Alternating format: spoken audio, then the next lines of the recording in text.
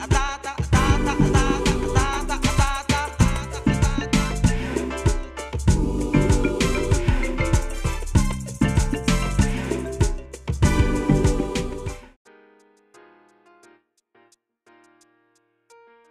my name is Priscilla Ameda and I make quick and tasty foods. Today I'm going to be making vegetable soup Riverstate style.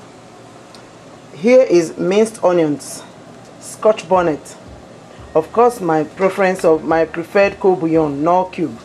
Then I have ungolo, I have periwinkle, I have crawfish that has been ground. This is stockfish bits that I have rehydrated in hot water for about 3 or 4 hours. Then I have stockfish cuts, steaks if you will. Next to it here is smoked quota. Then I have water leaf. Of course I have spinach here that I have frozen one that I thawed and pressed out all the liquid. Then I have palm oil. Of course this is what drives it home. And of course sea salt to taste. So I have all of these ingredients here and this is how it's going to go. Now I have a pot of boiling water boiling away here.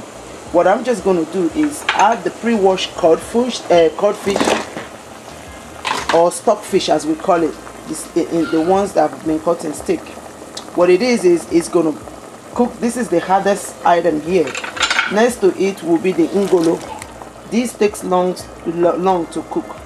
And I'm going to add here the stockfish bit. So the two types of stockfish have gone in and the ungolo has gone in. I'm going to add the onions just for flavoring. I don't want texture to it, so it's going to cook as much as 45 minutes minimum. And then the stockfish would have been tender. Now the dry fish is very easy. Those will go in at the last minutes. To this I'm going to just drop 1 scotch bonnet. The reason I do this is my kids are going to be eating this food. Left to me, I will mince it and pour it in. So but as is, I'm just going to drop it in, and trust me, the heat alone is enough for what we tolerate in our home. Okay, so you stick with me and I'll let this cook for 45 minutes, and when we come back I'm going to show you what next goes in. At this point I'm just going to quickly add the cold bouillons, the Knorr cube. I'm going to squeeze that in, and as you can see it's boiling away. This is 25 minutes into the time. The reason being, I like the stockfish to be a little tender before I start adding other stuff. Then I'm going to add the smoked fish. At this time too, I'm going to add some of the crayfish. I like to use the remaining crayfish and turn it in exactly when I'm about to put in the vegetable. But in goes the crayfish. As you can see, the only thing we have now is this periwinkle, which is also going down now.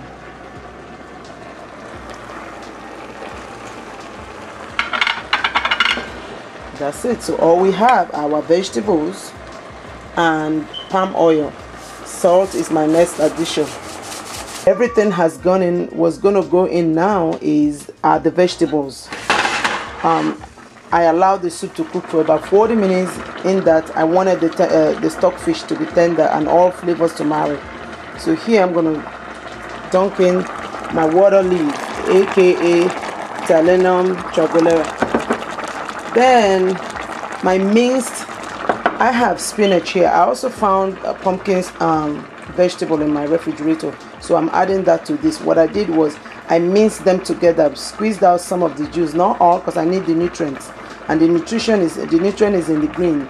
So I'm going to dunk in my pumpkin and spinach vegetable. I have made this with pumpkin and just pumpkin leaf and spinach, and it still came out very nice. I'm going to let this one simmer for another 5 to 7 minutes. I will stir and I'll let it simmer, after which I will just pour the palm oil. That will be the last addition, and we will be ready to eat. So let's go. Let's see how it looks like now. So have you seen? Not much liquid, and the vegetables are not all browned up. They are still nice and fresh. It's not drowning in palm oil. While palm oil is good, excess of everything is bad. So I'm going to scoop. This is exactly how you want it. And this can go in many ways. Over rice, can be eaten with yam as is, or traditionally with pounded yam or cassava, which is typically how it is served in River State.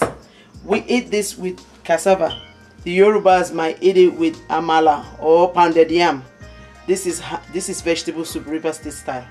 You see how easy that is? It is quick and it's tasty. And most of all, it is made in Priscilla's kitchen. Thanks for hanging out with me, and I tell you, please go back to your kitchen and try this recipe. You will never regret that.